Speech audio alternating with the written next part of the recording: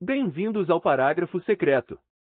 Hoje vamos acompanhar Rebelde, o primeiro livro da série As Crônicas de Starbuck, de Bernard Cornwell. Parte 3. Capítulo 9. Chegaram ordens de Richmond direcionando a legião para o entroncamento ferroviário em Manassas, onde os trilhos da Orange e Alexandria encontravam a linha Manassas Gap. As ordens só vieram 3 dias depois que o Washington Falconer havia retornado de Richmond, e mesmo então a permissão parecia concedida de má vontade. Era endereçada ao oficial comandante do regimento do condado de Falconer, como se as autoridades de Richmond não quisessem dignificar o feito do coronel em montar a legião, mas ao menos permitiam que ela se juntasse ao exército do norte da Virgínia, do general Beauregard, como Falconer havia requisitado. O general lhe anexara um bilhete curto lamentando que não tinha o poder de anexar o regimento do condado de Falconer a qualquer corpo específico do exército de Beauregard, e na verdade teve o cuidado de observar que, como a disponibilidade do regimento for informada às autoridades tão em cima da hora e seus integrantes não fizeram nenhum treinamento de brigada, ele duvidava se o mesmo poderia ser usado para alguma outra função além de serviços destacados. Washington Falconer inicialmente gostou de como isso soava, até que o Major Peron apontou, secamente, que em geral serviços destacados significavam atuar como vigias de bagagem, sentinelas de estradas ou escoltas de prisioneiros de guerra. Se o bilhete de lhe fora calculado para irritar o Washington Falconer, teve sucesso, mas o coronel declarou que isso era apenas o que poderia se esperar dos capachos de Richmond. O general Beauregard, Falconer tinha certeza, seria mais receptivo. A maior preocupação do coronel era chegar a Manassas antes do fim da guerra. Tropas do norte haviam atravessado o Potomac em grande força, e dizia-se que avançavam lentamente na direção do exército confederado, enquanto os boatos em Richmond diziam que Beauregard planejava realizar um enorme movimento de cerco que esmagaria os invasores nortistas. Os boatos acrescentavam que, se uma derrota assim não convencesse a União a pedir a paz, Beauregard atravessaria o Potomac e capturaria Washington.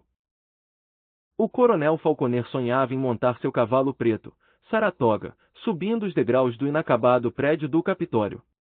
Para realizar esse sonho estava disposto a engolir os piores insultos de Richmond. E assim, um dia depois da chegada da ordem grosseira, a legião foi acordada 2 horas antes do alvorecer com ordem de desmontar as filas de barracas e carregar as carroças de bagagens. O coronel previa uma marcha rápida até a estação ferroviária em Roskill, porém de algum modo tudo demorou muito mais do que todos esperavam. Ninguém parecia ter completa certeza de como desmontar os 11 gigantescos fogões de ferro fundido que Falconer comprará e ninguém havia pensado em ordenar que a munição da legião fosse tirada de seu depósito seco em Seven Springs. Além disso, a notícia da partida provocou as mães, namoradas e esposas dos soldados a trazer um último presente ao acampamento. Homens que já estavam carregados com mochilas, armas, sacos, cobertores e caixas de cartuchos receberam cachecóis de lã, casacos, capas, revólveres, facas de caça, vidros de conserva, sacos de café, biscoitos e peles de búfalo. E o tempo inteiro o sol quente subia cada vez mais e os fogões do acampamento ainda não estavam desmontados, então um cavalo de carroça perdeu uma ferradura, e o Washington Falconer fumegava, Pica-Pau Bardi ria da confusão e o Major Peron teve um ataque cardíaco. "Ah, santo Deus!" exclamou Little, o maestro da banda, que estava reclamando com Peron de que não havia espaço suficiente nas carroças para seus instrumentos, quando de repente o oficial idoso emitiu um estranho estalo na garganta, inalou profunda e desesperadamente e despencou da cela. Homens largaram o que estavam fazendo para se reunir em volta do corpo imóvel.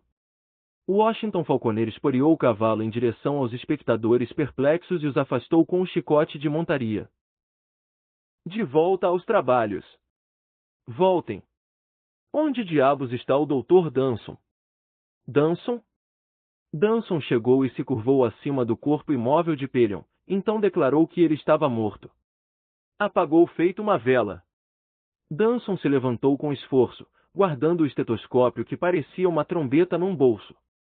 "O melhor modo possível de partir, Falconer." "Hoje, não." "Seu desgraçado. Volte ao trabalho." Ele apontou o chicote para um soldado que estava olhando. "Ande logo. Quem diabos vai contar à irmã de Peron?" Eu, não, respondeu Danson. Desgraça! Por que ele não podia morrer em batalha? Falconer virou o cavalo. Adam! Trabalho para você. Eu deveria estar indo para a estação de Roskill, senhor. Ethan pode ir. Ele está pegando a munição. Dane-se Roskill. Quero que você vá até a senhorita Pelion. Dê meus pêsames a ela, você sabe o que dizer. Leve umas flores. Melhor ainda, pegue Moz enquanto estiver indo. Se um pregador não serve para os que sofrem uma perda, que utilidade tem? O senhor quer que eu vá depois a Roskill? Mande Starbuck. Diga a ele o que fazer. Nathaniel não estivera nas graças do coronel desde a noite em Richmond, quando ficará fora até muito depois do café da manhã e depois se recusará a dizer por onde estivera. Não que alguém precise dizer onde ele esteve, tinha resmungado o coronel para o filho naquela manhã, porque dá para sentir a 1 quilômetro, mas ele poderia ter a decência de nos dizer quem ela é. Então Nate recebeu a ordem de cavalgar até a estação da ferrovia Oran de Alexandria em Roskill e dizer ao gerente para se preparar para a chegada da legião. Falconer, que era um dos diretores da ferrovia, já mandara uma carta que, prevendo as ordens de Richmond, havia requisitado o preparo de 2 trens para a viagem da legião. Mas agora alguém precisava ir até a estação e ordenar que os maquinistas acendessem as caldeiras e fizessem vapor. Um dos trens consistiria no carro do diretor da ferrovia, reservado a Falconer e seus ajudantes, e vagões de passageiros de segunda classe em número suficiente para levar os 932 homens da legião, enquanto o segundo trem consistiria em vagões de carga fechados para suprimentos e cavalos e vagões abertos para carroças, armões e cofres de munição dos canhões. Ada entregou a Nathaniel uma cópia da carta do pai e uma cópia das ordens escritas despachadas para o gerente da estação ao alvorecer. A companhia de Roswell Jenkins deve estar lá por volta das 11 da manhã, mas só Deus sabe se os trens estarão prontos nessa hora. Eles vão fazer rampas. Rampas? Para colocar os cavalos nos vagões, explicou Adam. Deseje-me sorte.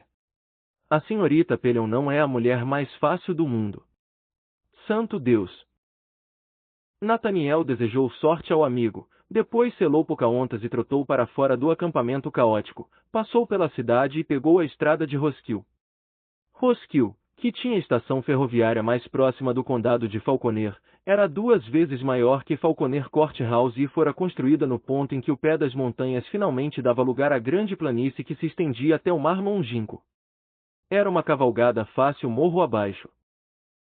O dia estava quente e as vacas nos pastos permaneciam paradas à sombra das árvores ou enfiadas até a barriga nos riachos frios. As margens da estrada estavam cheias de flores, as árvores pesadas de folhas, e ele estava feliz. Tinha uma carta para Sally na bolsa da cela. Ela quisera que Nathaniel lhe mandasse cartas, e ele prometera escrever sempre que pudesse. Essa primeira carta contava sobre os últimos dias de treinamento e que o coronel lhe dera égua, Pocahontas. Ele mantivera a carta simples, as palavras curtas e as letras grandes e redondas. Contava a Sally como a amava, e supunha que fosse verdade, mas era um tipo estranho de amor, mais parecido com a amizade que a paixão destrutiva que sentirá por Dominique. Ele continuava com ciúme dos homens com quem Sally se deitava, como qualquer homem certamente ficaria, mas ela não aceitava isso. Sally precisava de sua amizade como ele precisava da dela, porque os dois tinham se juntado na noite tempestuosa como 2 crianças solitárias que precisassem de consolo, e depois, deitados felizes na cama onde haviam fumado charutos e ouvido a chuva da alvorada, concordaram em se corresponder, ou melhor, Starbuck tinha aceitado escrever e Sally prometeu que tentaria ler as cartas e que um dia até tentaria escrever de volta, desde que Nathaniel jurasse por sua honra que não riria de seus esforços. Ele parou no correio de Roskill e mandou a carta, depois continuou cavalgando até a estação, cujo gerente era um homem gorducho e suado chamado Reynolds. Não há trens, avisou Reynolds a Nathaniel em sua salinha ao lado da sala do telégrafo. Mas o Sr. Falconer, o coronel Falconer, requisitou especificamente 2 conjuntos de vagões, ambos com locomotivas. Não me importa se Deus Todo-Poderoso requisitou os vagões. Reynolds suava no uniforme de lã da ferrovia e estava obviamente cansado das exigências que o tempo de guerra impusera à sua cuidadosa tabela de horários. Toda a ferrovia só tem 16 locomotivas, e 10 foram para o norte transportar tropas. Deveríamos fazer as coisas à moda da ferrovia, mas como posso manter a ordem se todos querem locomotivas? Não posso ajudá-lo. Não me importa se o senhor Falconer é diretor, não me importa se todos os diretores estiverem pedindo vagões, não posso fazer nada. O senhor precisa ajudar, disse Nathaniel. Não posso fazer vagões, moleque. Não posso fazer locomotivas. Reynolds se inclinou por cima da mesa, com o suor pingando do rosto para a barba e o bigode ruivos. Não sou milagreiro. Mas eu sou, declarou o Yankee. Em seguida pegou o grande revólver Savage no coldre da cintura, apontou para o lado de Reynolds e puxou o gatilho. A fumaça e o barulho encheram a sala enquanto a bala pesada atravessava a parede de madeira deixando um buraco lascado. Nathaniel pôs a arma no coldre. Não sou moleque, Sr. Reynolds, disse calmamente ao gerente atônito e boquiaberto, e sim um oficial do Exército dos Estados Confederados da América. E se o senhor me insultar de novo, vou encostá-lo naquela parede e atirar no senhor. Por um segundo achou que Reynolds seguiria precocemente o Major Peyton para a sepultura. Você é louco! Exclamou finalmente o homem da ferrovia. Provavelmente é verdade, concordou Nathaniel placidamente, mas atiro melhor quando estou louco do que quando estou são. Portanto, vamos decidir se o senhor e eu transportaremos a Legião Falconer para Manassas Junction. Está bem? E sorriu. Estava convicto de que fora Sally quem havia liberado essa confiança nele. Na verdade, estava se divertindo. Maldição, pensou, ele seria um bom soldado. No entanto, Reynolds suspeitava de que não houvesse vagões de passageiros disponíveis num raio de 80 quilômetros. Só havia 17 antigos vagões-casa na estação. O que são vagões-casa? Perguntou Nathaniel educadamente, e o gerente amedrontado apontou para a janela, indicando um vagão de carga fechado. Nós chamamos de vagões-casa. Explicou na mesma voz nervosa que tinha usado para tranquilizar o telegrafista e dois ajudantes que correram ao seu escritório para perguntar sobre o disparo. Quantos homens podemos colocar num vagão-casa? Perguntou Nathaniel. 50? Talvez 60. Então temos o suficiente. A legião não havia chegado a 1000 homens, que era o objetivo de Falconer, porém mais de 900 se apresentaram como voluntários, tornando-a um regimento formidável. Que outros vagões o senhor tem? Havia apenas mais 2 vagões-gôndola, que eram carruagens simples e abertas. Um dos vagões-gôndola e 8 dos vagões fechados precisavam desesperadamente de consertos, mas Reynolds achava que talvez pudessem ser usados, embora apenas na velocidade mínima.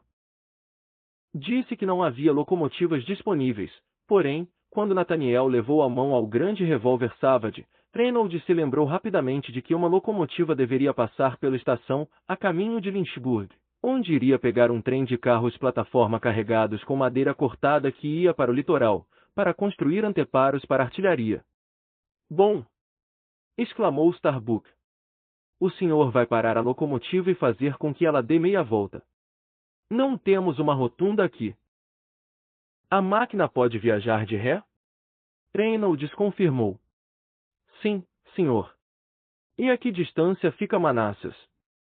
160 quilômetros, senhor.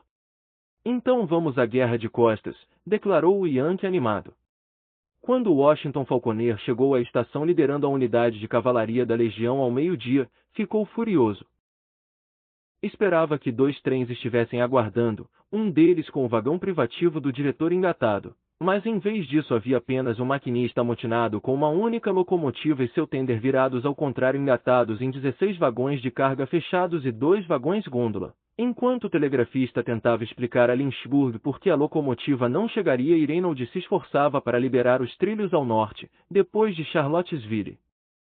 Pelo amor de Deus, Nate, explodiu o coronel. Por que essa confusão tão grande? Tempos de guerra, senhor? Dane-se. Eu lhe dei ordens bastante simples. Será que você não consegue fazer uma coisa tão fácil? Ele esporeou o cavalo para dar uma bronca no maquinista, que resmungava. Adam olhou para Nathaniel e deu de ombros. Desculpe. Papai não está feliz. Como estava a senhorita Perion? Medonha. Simplesmente medonha. Adam balançou a cabeça. E logo, Nate, haverá dezenas e dezenas de mulheres recebendo a mesma notícia. Centenas. Adam se virou para olhar pela rua da estação de Roskill, onde os primeiros soldados de infantaria da legião apareceram.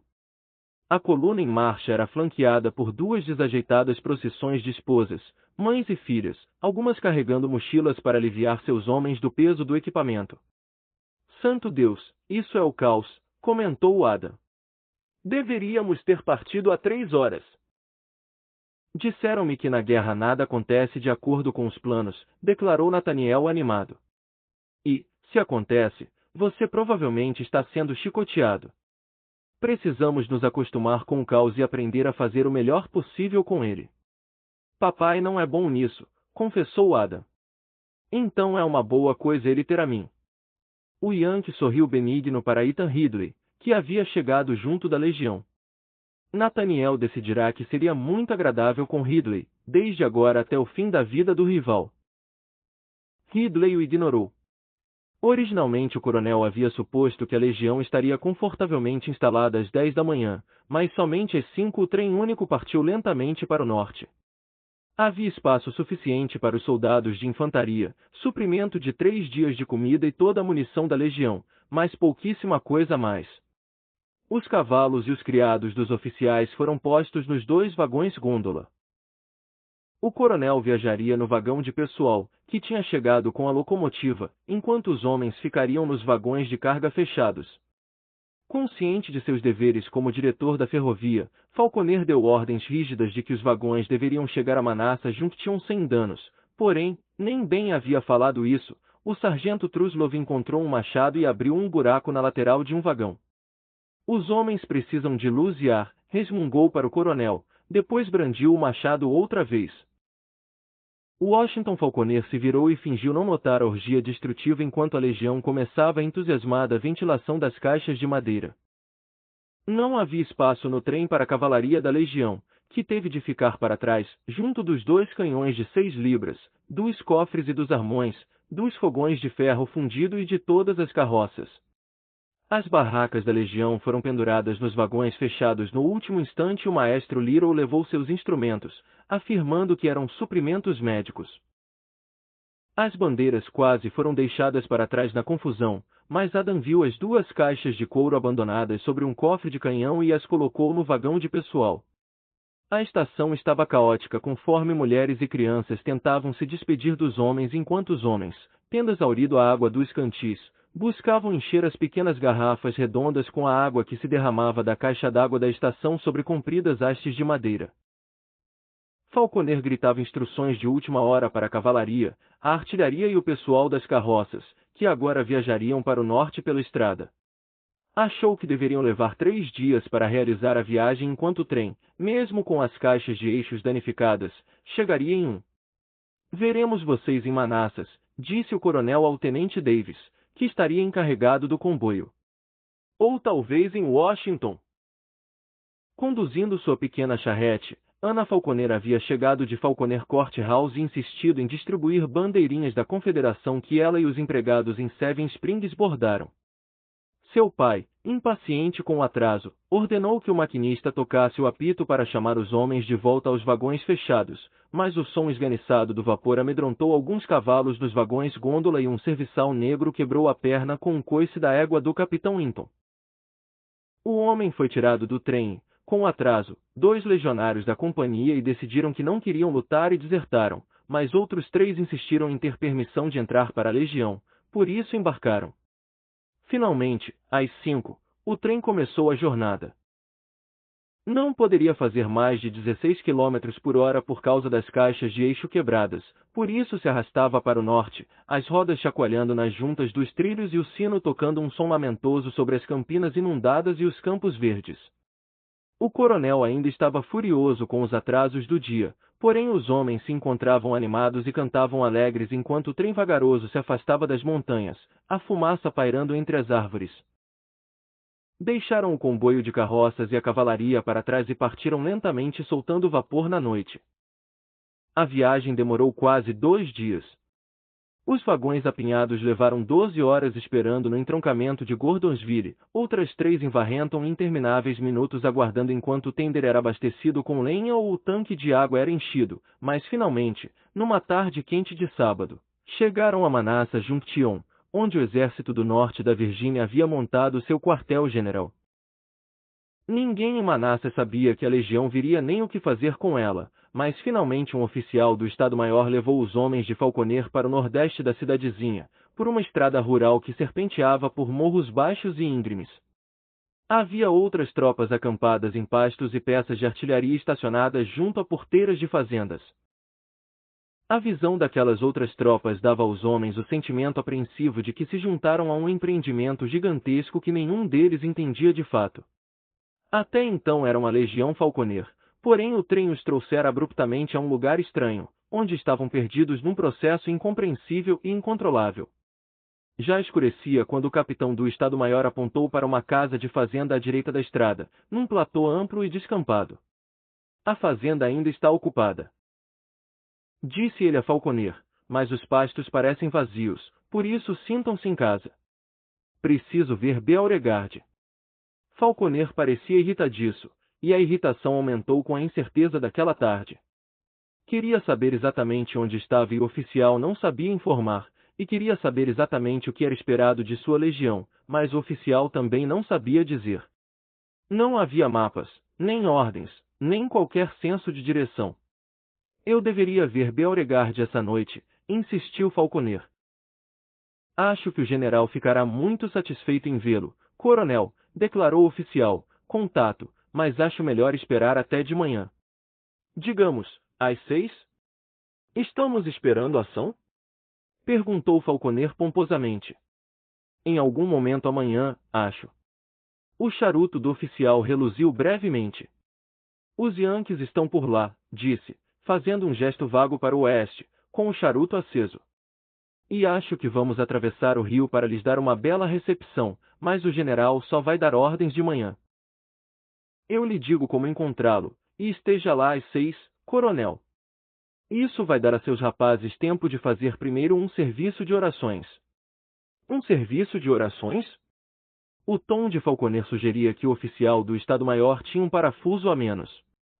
Amanhã é dia santo, coronel, explicou o capitão com censura, e seria mesmo, porque o dia seguinte era domingo, 21 de julho de 1861.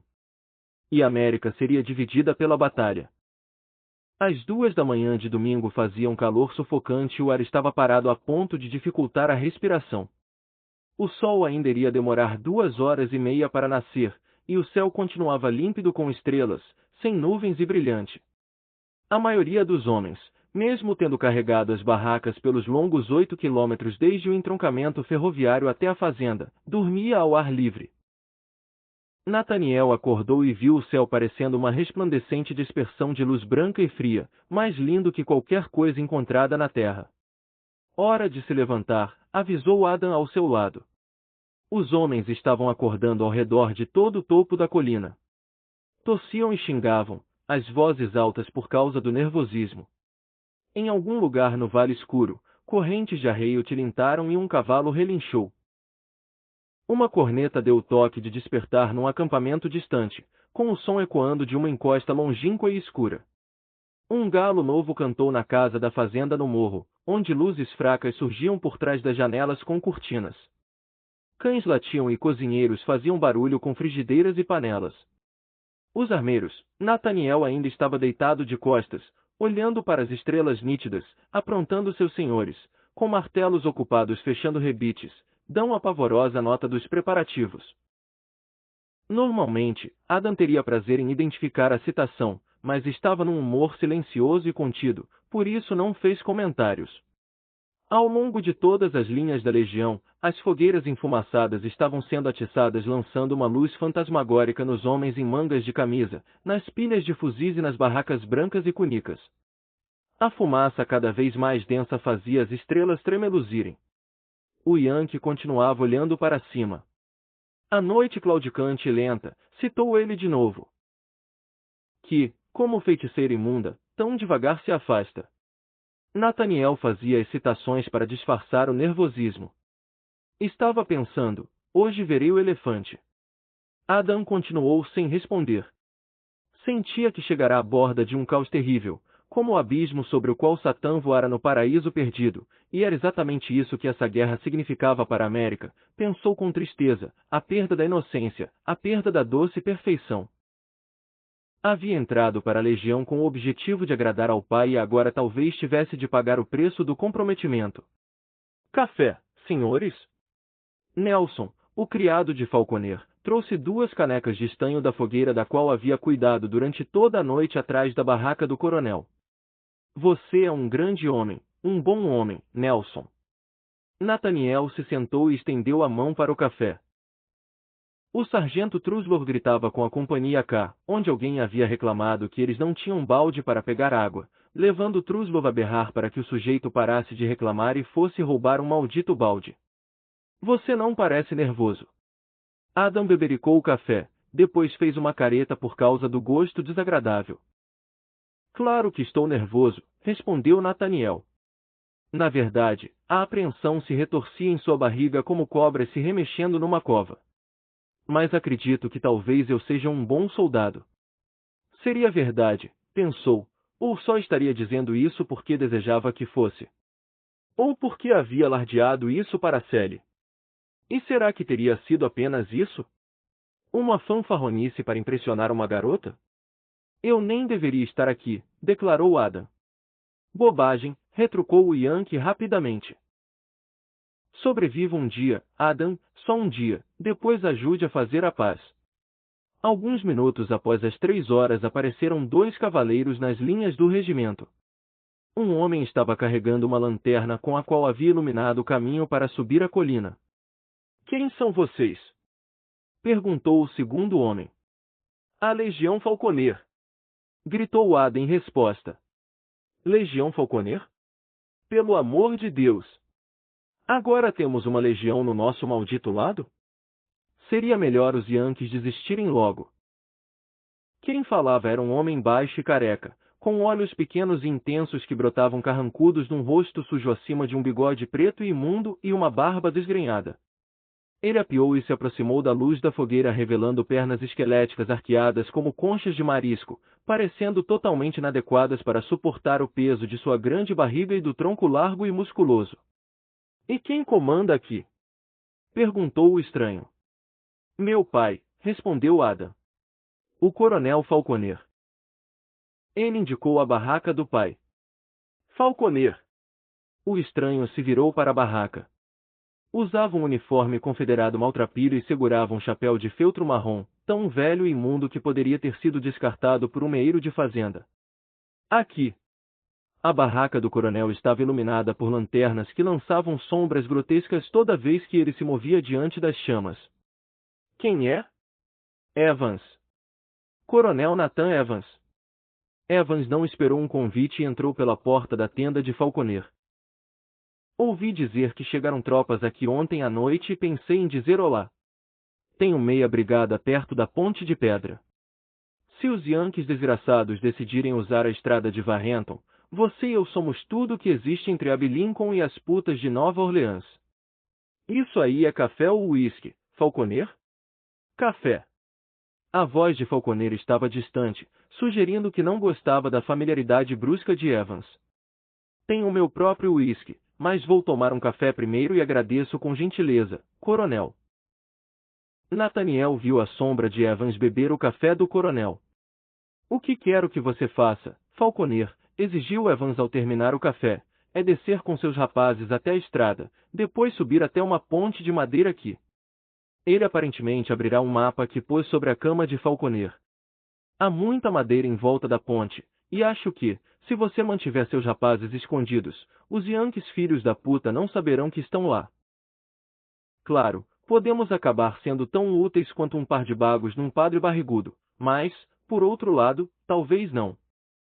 O oficial que acompanhava Evans acendeu um charuto e lançou um olhar desconcertante para Adam e Nathaniel. Thaddeus Bard, Ethan Ridley e pelo menos uns 20 outros homens estavam descaradamente ouvindo a conversa no interior da barraca. Não entendo, disse Falconer.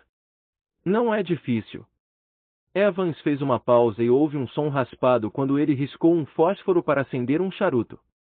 Os Yankees estão do outro lado do riacho. Eles querem continuar avançando para Manassas Junction.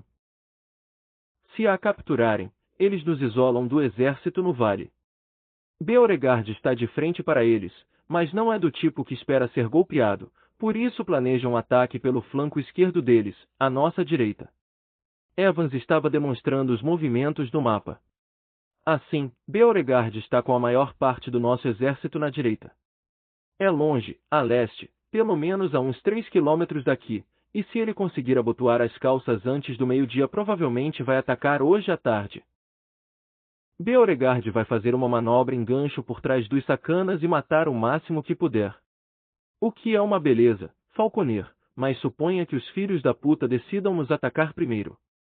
E suponha que não sejam idiotas como os nortistas costumam ser, e em vez de marchar direto contra nossas forças eles tentem fazer uma manobra em gancho em volta da nossa esquerda. Somos as únicas tropas que podem impedi-los. Na verdade, não existe nada entre nós e o México, Falconer. E se os sacanas sifilíticos decidirem fazer uma investida contra esse flanco? Evans deu um risinho. É por isso que fico feliz por você estar aqui, coronel. Está dizendo que estou anexado à sua brigada? Não tenho ordens para você, se é o que quer dizer, mas por que outro motivo você foi enviado para cá? Tenho um encontro com o general Beauregard às 6 para descobrir exatamente isso, respondeu Falconer. Houve uma pausa enquanto Evans destampava uma garrafinha, tomava um gole e depois recolocava a tampa. Coronel, disse ele finalmente. Por que diabos vocês foram postos aqui? Esse é o flanco esquerdo. Somos os últimos filhos da puta que alguém pensou em posicionar. Estamos aqui, coronel, para o caso de os Yankees desgraçados atacarem a estrada de Warrenton. Ainda não recebi minhas ordens, insistiu Falconer. Então o que está esperando? Um maldito coro de anjos? Pelo amor de Deus, Falconer, precisamos de homens nesse flanco do exército. Nathan Evans havia obviamente perdido as estribeiras, mas se esforçou para explicar as coisas com calma outra vez. Beauregard planeja seguir para o norte à nossa direita. E se os Yankees de merda decidirem vir para o sul pela direita deles? O que devo fazer? Jogar beijos para eles? Pedir para atrasarem a guerra enquanto você vai pegar suas malditas ordens? Vou receber essas ordens de Beauregard. Retrucou Falconer com teimosia, e de mais ninguém. Então, enquanto está pegando suas malditas ordens, por que não leva sua maldita legião até a ponte de madeira? Aí, se você for necessário, pode marchar até a ponte de pedra por cima do rã e dar uma mão a meus rapazes. Não vou me mover até receber ordens de verdade, insistiu Falconer. Ah, santo Deus, murmurou Adam, ouvindo a teimosia do pai. A discussão continuou por mais 2 minutos, porém nenhum dos dois cedia.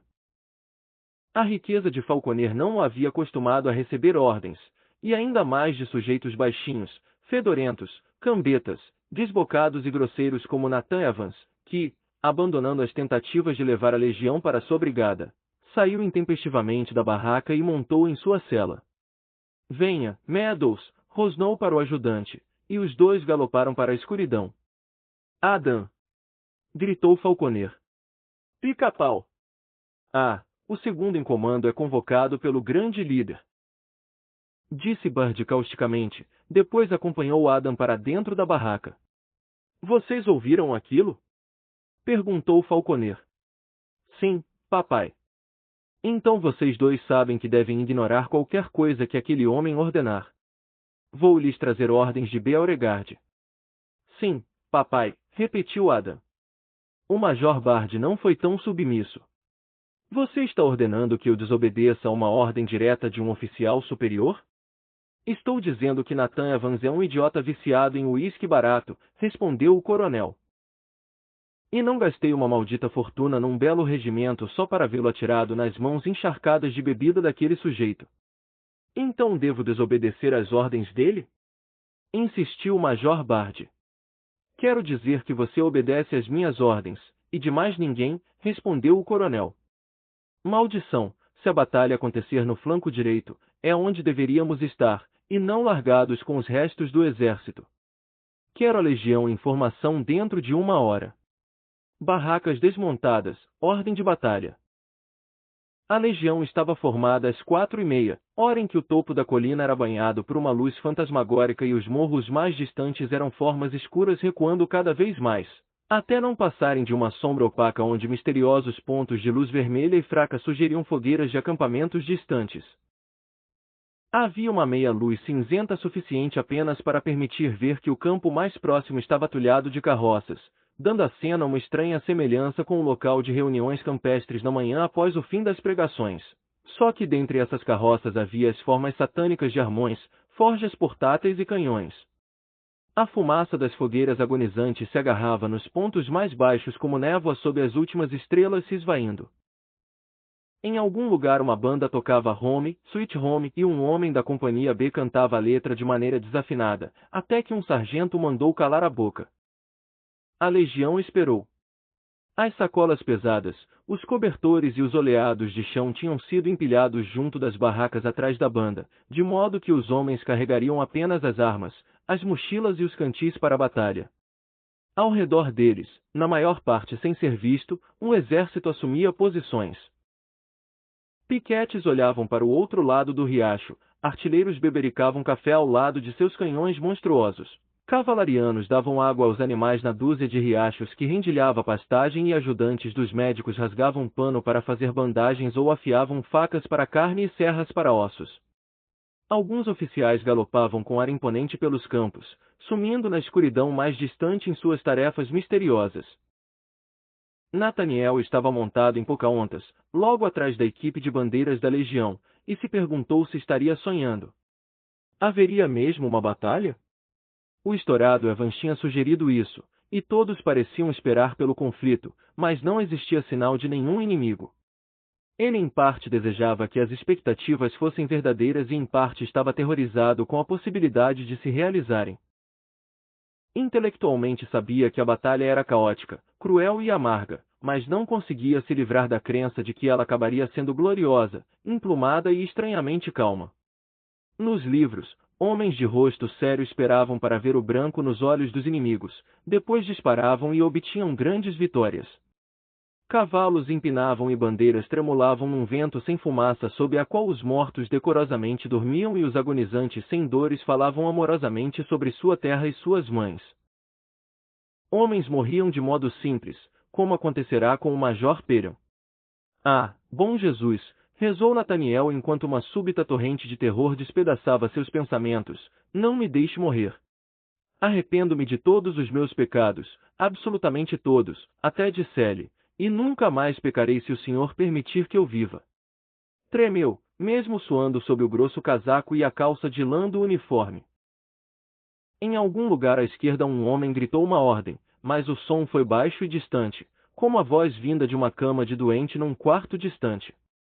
O sol ainda não havia nascido, porém o horizonte a leste estava tomado por um brilho rosado e ficou suficientemente claro para o coronel Falconer inspecionar lentamente as fileiras de sua legião. Ele lembrou aos homens os lares que deixaram no condado de Falconer e suas esposas, namoradas e filhos. Garantiu-lhes que a guerra não era obra do Sul, e sim opção do Norte. Só queríamos ficar em paz.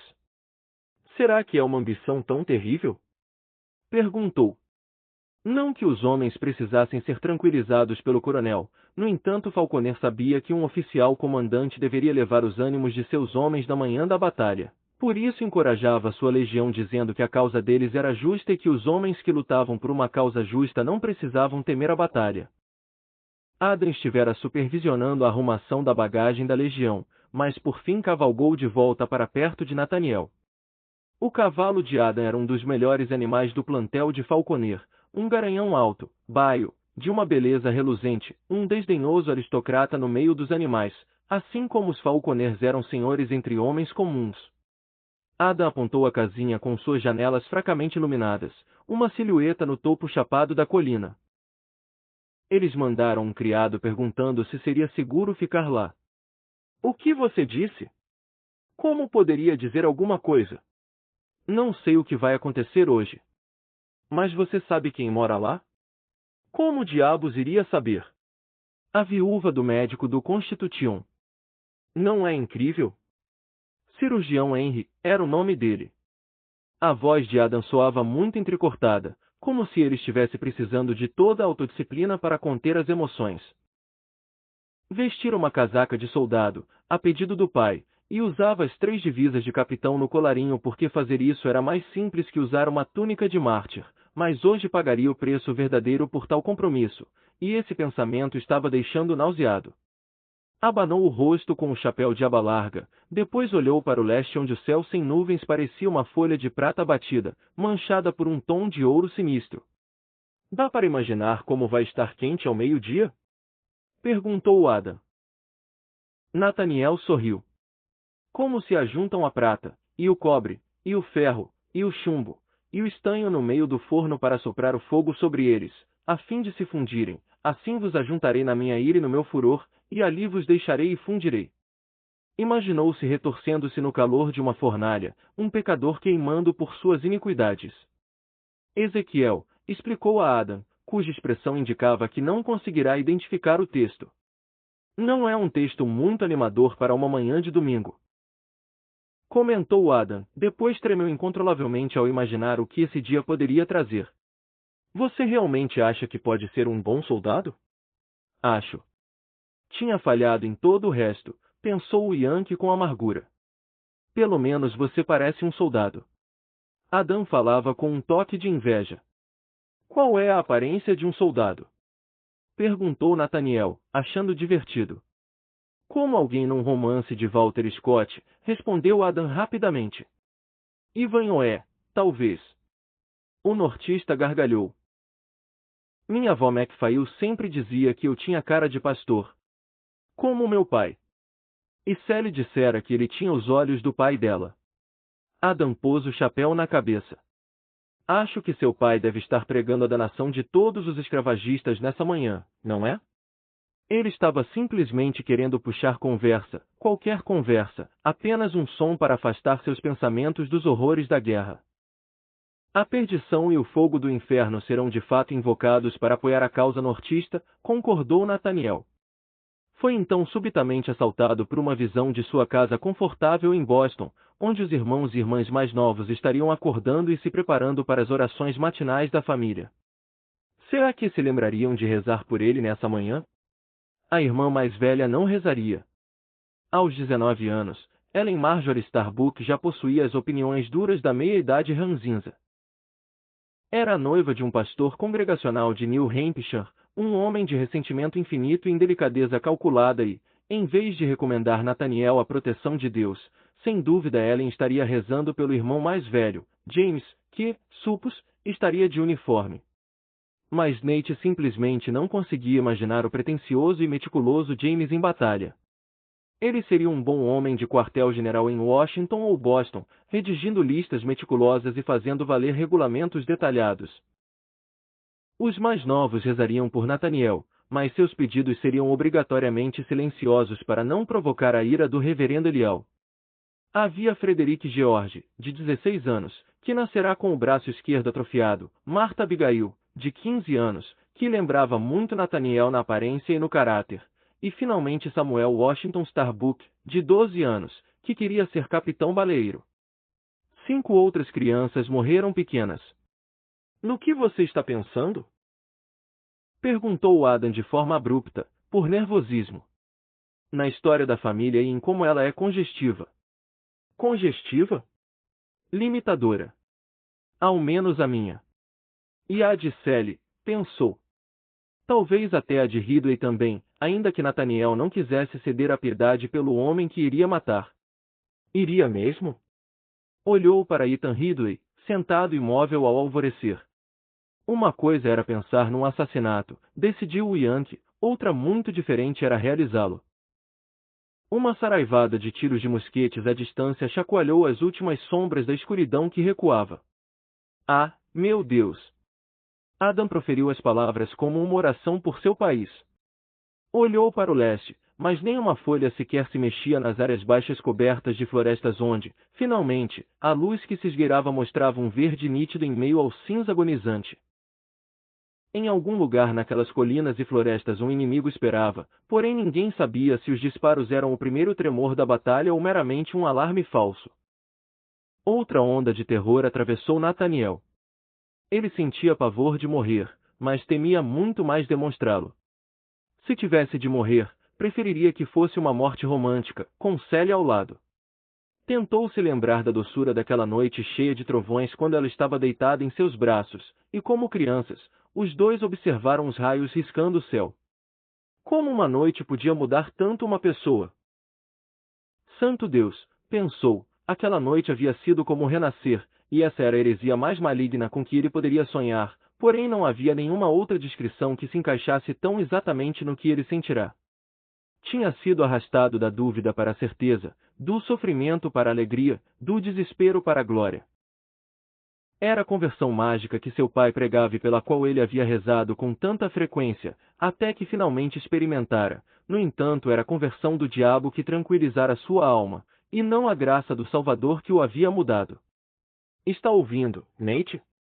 Evidentemente Adam havia falado, mas sem efeito. Lá está papai. Está nos chamando. Claro. Nathaniel acompanhou Adam até o flanco direito da legião, para além da companhia A, onde o coronel Falconer havia terminado a inspeção. Antes que eu vá me encontrar com Beauregard, começou Falconer desajeitadamente, como se estivesse inseguro, pensei em fazer um reconhecimento naquela direção. Apontou o norte, para além do flanco esquerdo do exército. A voz do coronel parecia a de alguém tentando se convencer de que era um soldado de verdade num campo de batalha de verdade. Vocês gostariam de me acompanhar? Preciso ter certeza de que Evans estava errado. Não há sentido em ficar aqui se não houver Yankees naquela floresta. Está com vontade de galopar, Nate? O Yankee refletiu que o coronel devia estar com humor melhor do que parecia, se o chamou de Nate, e não do frio sobrenome Starbuck. Eu gostaria, senhor. Então venha. Você também, Adam. Pai e filho foram à frente de Nathaniel, descendo o morro até chegarem numa casa de pedras sombreada por árvores ao lado de uma encruzilhada. Duas peças de artilharia chacoalhavam e retiniam pela estrada principal, arrastadas por cavalos cansados.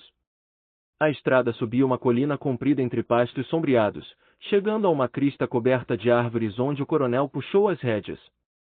Falconer tirou um telescópio de um coldre de couro, estendeu-o e apontou para o norte, em direção a um morro distante coroado por uma igreja simples, de madeira.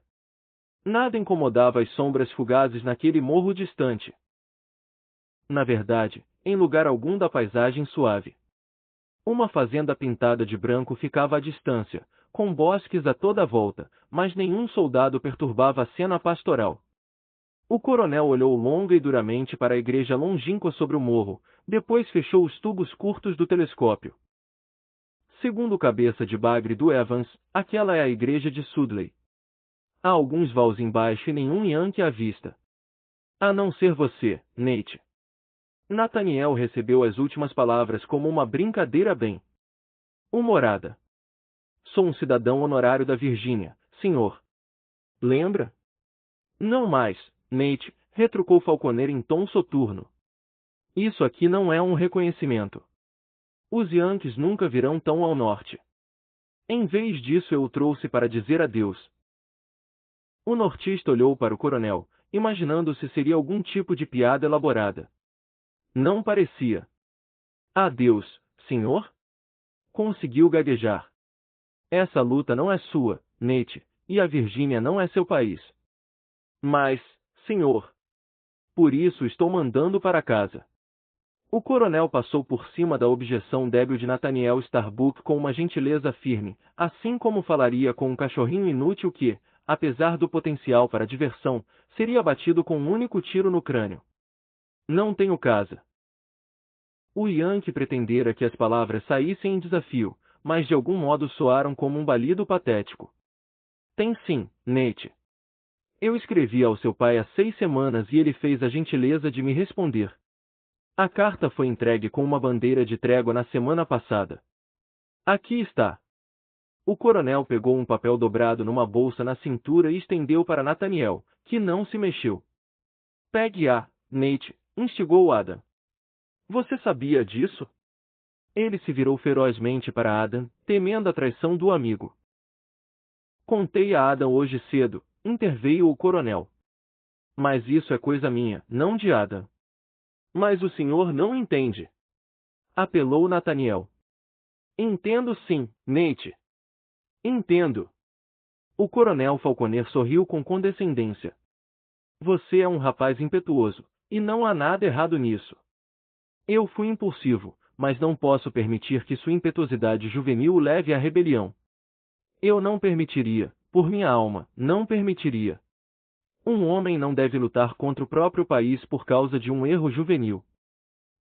Por isso determinei seu destino.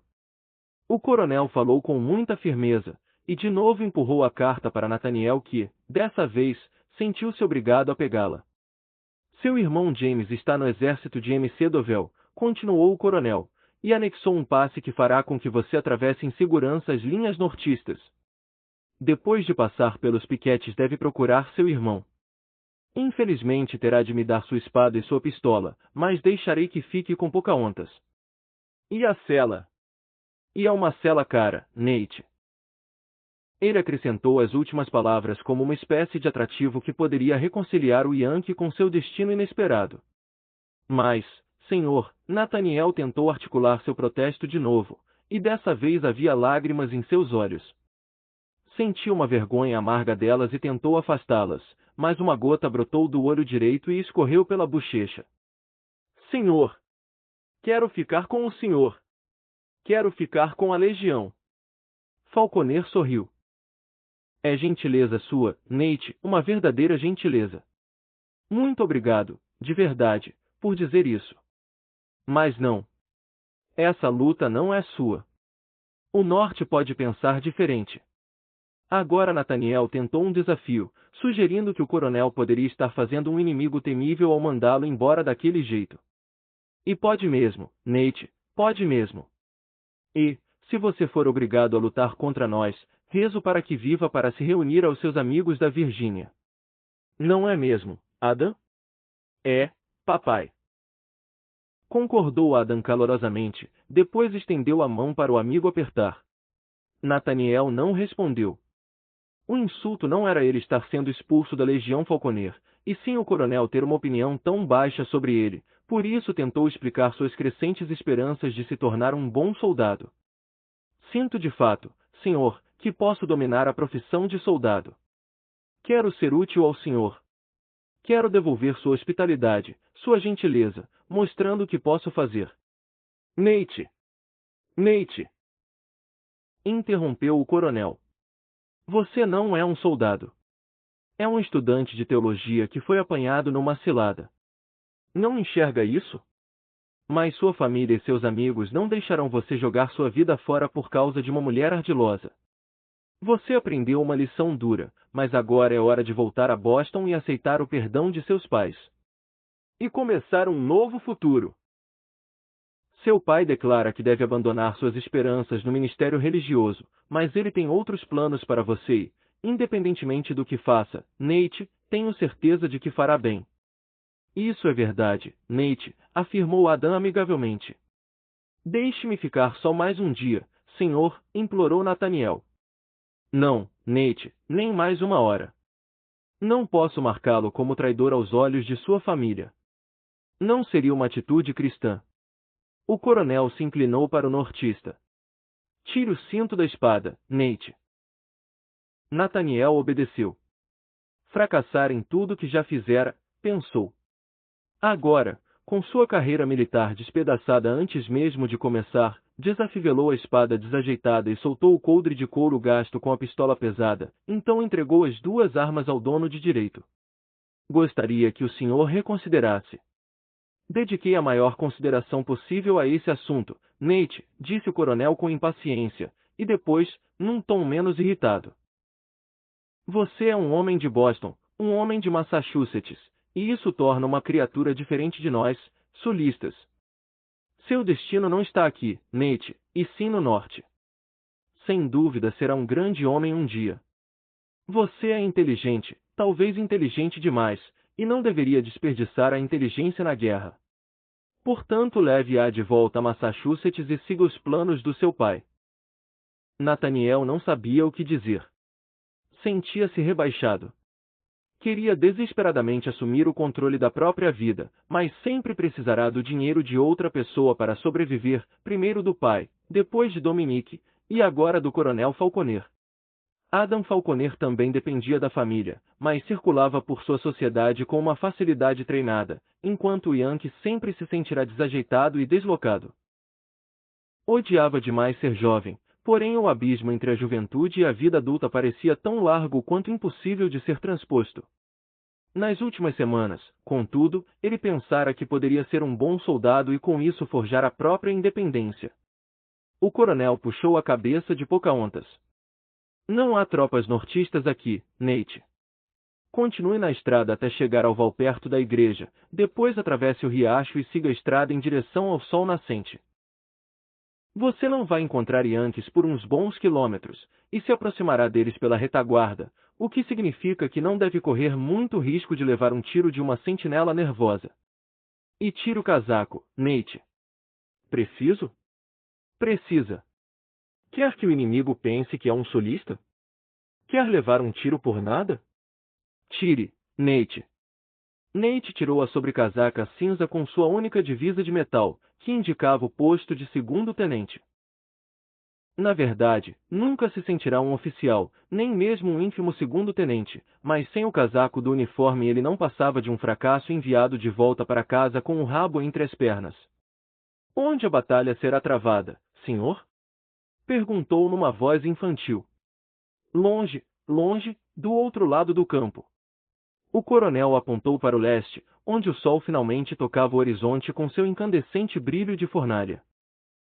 Era lá, no distante flanco direito dos confederados, que o Washington Falconer esperava participar do ataque que esmagaria os Yankees. Nada vai acontecer aqui. Motivo pelo qual eles colocaram aquele patife imprestável do Evans neste flanco. Permite que eu lhe deseje sorte, senhor? Nathaniel parecia muito formal enquanto estendia a mão. Obrigado, Nate. O coronel conseguiu parecer realmente agradecido pelos votos. E você faria a gentileza de aceitar isso? Ele estendeu uma bolsinha de pano, mas o Yankee não podia se obrigar a aceitar o presente. Precisava desesperadamente do dinheiro, mas era orgulhoso demais para aceitar. Eu me viro, senhor. A escolha é sua. O coronel sorriu e guardou a bolsa. E Deus o abençoe, Nate, disse Adam Falconer vigorosamente ao amigo. Vou guardar suas coisas e as envio quando a guerra tiver terminado. No fim do ano, certamente. Para a casa do seu pai? Acho que sim. Nathaniel apertou a mão estendida do amigo, virou a cabeça da égua e bateu os calcanhares com força. Foi rápido, para que os falconers não vissem suas lágrimas. Ele não recebeu bem a notícia, comentou o coronel Falconer quando Nathaniel estava fora do alcance da audição. Bem mal. Falconer pareceu atônito.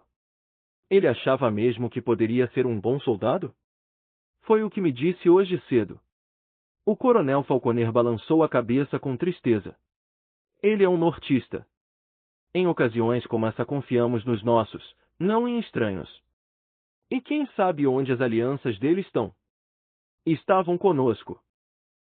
Respondeu Adam com tristeza, olhando Nate descer a encosta a meio galope, na direção da floresta sob a igreja.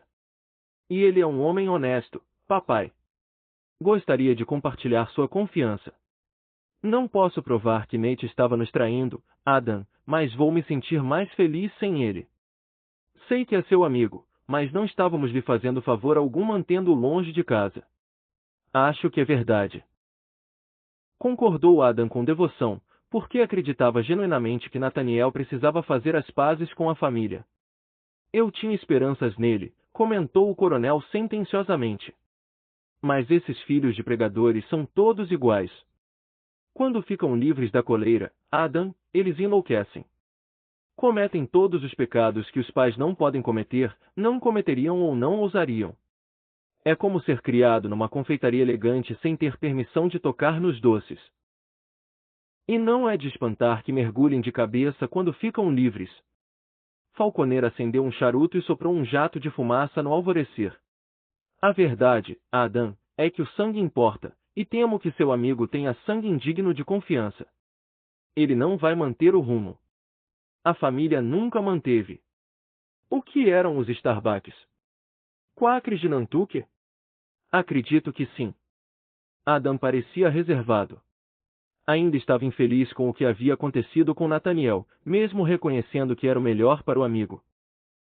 E o pai de Nate abandonou os Quakers para virar calvinista, e agora Nate quer fugir dos calvinistas para ser o quê? Sulista? O coronel gargalhou. Não dá certo, Adam, simplesmente não dá certo. Nossa, ele até deixou a tal puta da companhia de teatro acabar com ele. Nate não é firme. Nem um pouco, e os bons soldados precisam ser firmes. O coronel pegou as rédeas. O sol nasceu. Hora de soltar os cães. Ele se virou e esporeou o cavalo para o sul, de volta para onde o exército confederado se preparava para a batalha ao lado de um riacho chamado Bull Run, que ficava a 40 quilômetros a oeste de Washington, D.C., perto da cidade de Manassas Junction no estado soberano da Virgínia, que já fizera parte dos Estados Unidos da América, que agora eram duas nações, divididas sob Deus e se reunindo para a batalha. Nathaniel cavalgava loucamente, descendo a longa encosta até a floresta distante onde saiu da estrada de terra para a sombra do bosque profundo. Puxou as rédeas com força demais e Pocahontas protestou contra a dor enquanto diminuía a velocidade até parar. Não me importa, sua desgraçada, resmungou o Yankee para a montaria, depois tirou o pé direito do estribo e apiou. Um pássaro assobiou para ele no mato baixo. Ele não sabia que tipo de ave era. Sabia reconhecer os cardeais, os gaios azuis, os chapins e as gaivotas. Só isso. Tinha pensado que sabia como era uma águia, mas, quando apontara para uma em Falconer Court House, os homens da companhia se riram dele. Aquilo não era águia, disseram, e sim um gavião miúdo. Qualquer idiota sabia disso, mas não o segundo-tenente Starbuck. Jesus, pensou, ele fracassava em tudo. Enrolou as rédeas da égua num galho baixo, depois escorregou encostado ao tronco até se sentar no capim alto. Um grilo cantou para ele enquanto Nathaniel pegava os papéis no bolso. O sol nascente inundava as copas das árvores em luz, filtrando um brilho verde através das folhas de verão. O nortista estava apavorado com a ideia de ler a carta, mas sabia que a fúria do pai deveria ser enfrentada cedo ou tarde e era melhor enfrentá-la no papel que no mofado escritório forrado de livros em Boston, onde o reverendo Elial pendurava as bengalas na parede como outros homens faziam com varas de pescar ou espadas. Tenha certeza de que seu pecado irá encontrá-lo. Era o texto predileto do reverendo Elial, o canto lúgubre da infância de Nathaniel e hino constante de suas frequentes surras com as bengalas com cabos em gancho. O Yankee desdobrou as folhas de papel rígido. Do reverendo Elial Starbuck para o coronel Washington Falconer, do condado de Falconer, Virgínia. Caro senhor, recebi sua carta do dia 14, e minha esposa se une a mim numa apreciação cristã dos sentimentos expressos na mesma.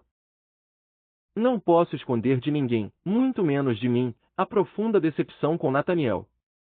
Ele é um jovem do privilégio mais inestimável, criado numa família cristã, alimentado numa sociedade temente a Deus e educado do melhor modo que nossos meios permitiram. Deus lhe concedeu uma bela inteligência e os afetos de uma família unida e íntima, e havia muito que meus desejos e orações eram para que Nathaniel me seguisse no ministério da palavra de Deus, porém infelizmente ele escolheu o caminho da iniquidade. Não sou insensível aos elevados sentimentos da juventude, mas abandonar os estudos por uma mulher e assumir os hábitos de um ladrão é o suficiente para partir o coração de um pai, e a dor que Nathaniel causou à mãe só é menor, tenho certeza, que a tristeza que ofereceu a nosso Senhor e Salvador. No entanto, Não deixamos de pensar no dever cristão para com o pecador que tenha remorsos, e se, como o Senhor sugere, Nataniel estiver pronto para fazer uma confissão completa de seus pecados no espírito de um arrependimento genuíno e humilde, não iremos nos interpor no caminho de sua redenção. Mas ele não pode jamais esperar de novo que possamos acender os afetos gentis que um dia sentimos por ele, nem deve se acreditar digno de um lugar no ministério de Deus. Paguei ao tal Trabel o dinheiro roubado, mas agora insistirei para que Nataniel me pague integralmente, e com esse objetivo ele deve ganhar o pão com o suor de seus labores.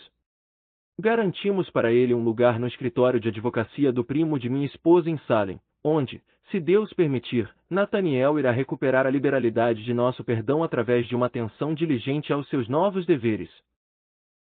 O irmão mais velho de Nataniel, James, um bom cristão, está agora com nosso exército, embarcado em seus tristes deveres atuais, e irá, se Deus permitir, garantir que essa missiva chegue ao Senhor em segurança.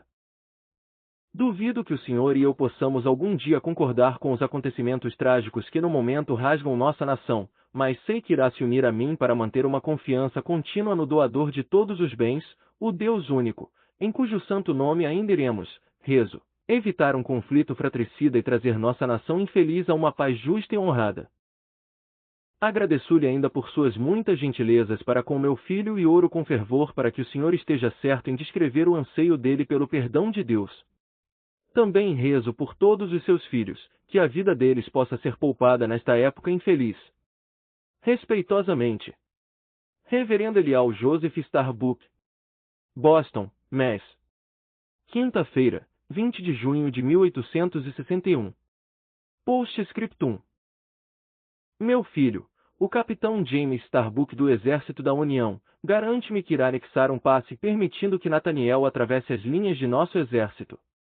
Nataniel Starbuck desdobrou o passe anexo, que dizia: permitir ao portador livre ingresso nas linhas do Exército da União.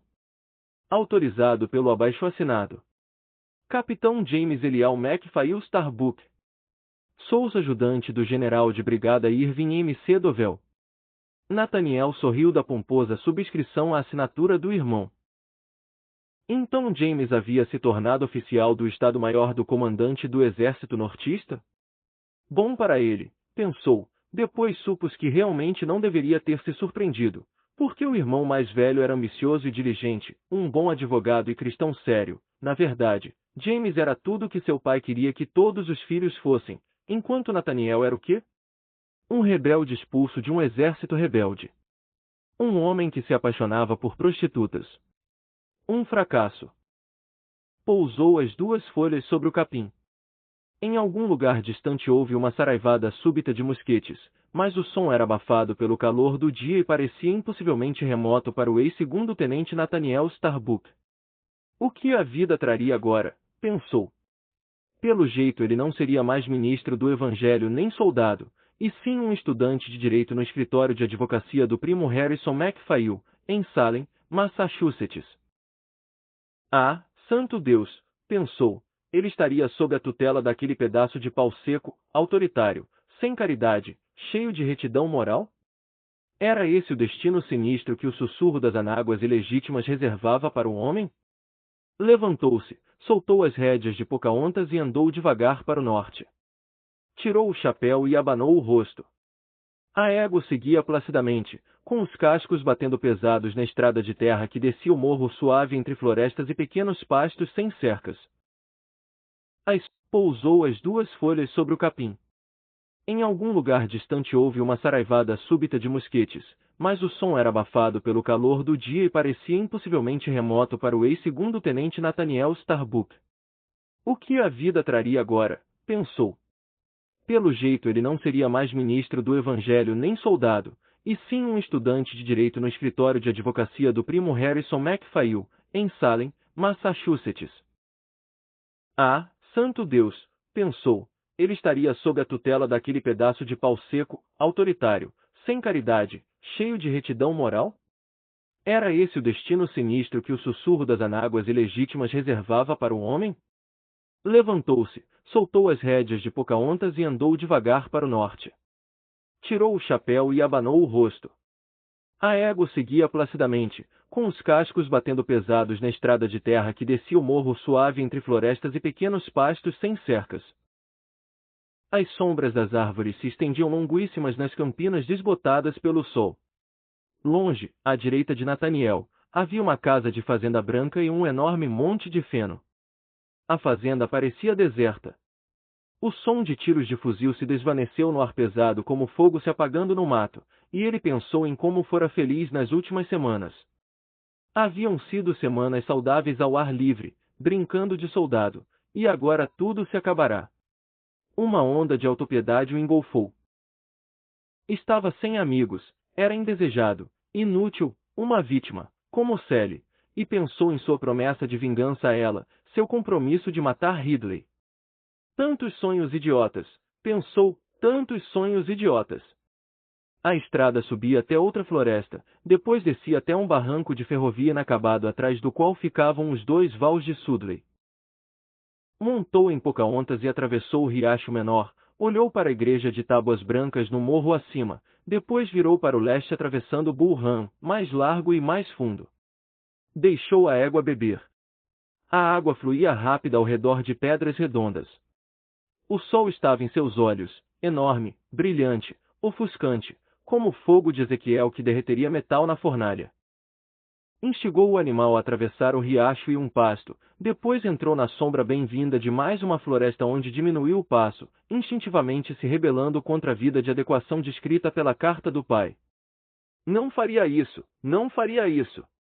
Decidiu que se juntaria ao exército do norte. Iria se alistar como soldado em algum regimento de estranhos. Pensou em sua promessa a Sally, de que mataria Ethan, e lamentou que não pudesse cumpri-la. E então se imaginou encontrando Ridley em batalha, golpeando-o com uma baioneta e prendendo-o no chão. Então cavalgou lentamente, imaginando-se um soldado do norte, lutando pelo próprio povo. O som de mosquetes mudará sutilmente. O ruído diminuíra no sol de verão, mas agora ficava alto de novo, mais rítmico e nítido. Ele não havia pensado de verdade nessa mudança, pois estava imerso demais na autopiedade, porém, quando fez uma leve curva na estrada, viu que o novo som não era de mosquetes, e sim de machados. Machados de soldados. Nathaniel parou a égua e ficou observando. Os homens com machados estavam uns 100 passos à frente dele, despidos da cintura para cima e as lâminas despedaçavam a luz do sol em reflexos brilhantes enquanto lascas de madeira saltavam como resultado dos golpes fortes. Tentavam abrir caminho por entre uma barricada de árvores caídas que bloqueava completamente o caminho estreito. Metade das estradas no norte da Virgínia tinha recebido barricadas assim, feitas pelos patriotas que tentavam impedir a invasão nortista. Por um momento Nathaniel supôs que havia encontrado alguns moradores da região fazendo um obstáculo desses, então pensou, por que as pessoas que fariam uma barricada iriam golpeá-la com machados? E atrás dos homens com machados havia parelhas de cavalos atrelados com correntes para puxar os troncos cortados para fora da estrada e mais além dessas parelhas de cavalos, meio escondida pelas sombras, havia uma multidão com uniformes azuis, acima dos quais uma bandeira surgia luminosa num raio inclinado do sol nascente. A bandeira era a de estrelas e listras, e de repente Nathaniel percebeu que eram Yankees, nortistas, numa estrada onde não deveria ver nenhum deles, e não era apenas um punhado de homens, e sim toda uma hoste de soldados com uniformes azuis que esperavam pacientemente que seus desbravadores liberassem o caminho estreito. "Você aí!" gritou um homem com dragonas de oficial atrás da barricada meio desmantelada. "Pare onde está!" Ouviu?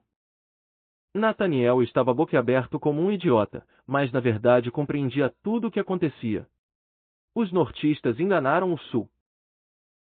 Seu plano não era avançar obedientemente para Manassas Junction nem esperar que os sulistas atacassem o flanco direito, e sim atacar ali na desprotegida esquerda confederada, e assim cravar um gancho fundo na barriga do exército secessionista e rasgá-lo, cortá-lo e devastá-lo até que todos os vestígios da rebelião sulista morressem no horror tumultuado do derramamento de sangue num dia de domingo. Essa, percebeu Nathaniel imediatamente, era a versão do general de brigada M.C. Dovell para as Termópilas, a grande surpresa envolvente que daria aos persas Yankees a vitória sobre os gregos confederados. E, Compreendendo tudo, Nathaniel soube que não precisava mais virar um soldado nortista nem violar sua promessa feita a uma prostituta sulista. Estava salvo. E assim chegamos ao fim de mais um vídeo do Parágrafo Secreto. Obrigado por acompanhar Rebelde, o primeiro livro de As Crônicas de Starbuck, de Bernard de Corvel. Até o próximo episódio.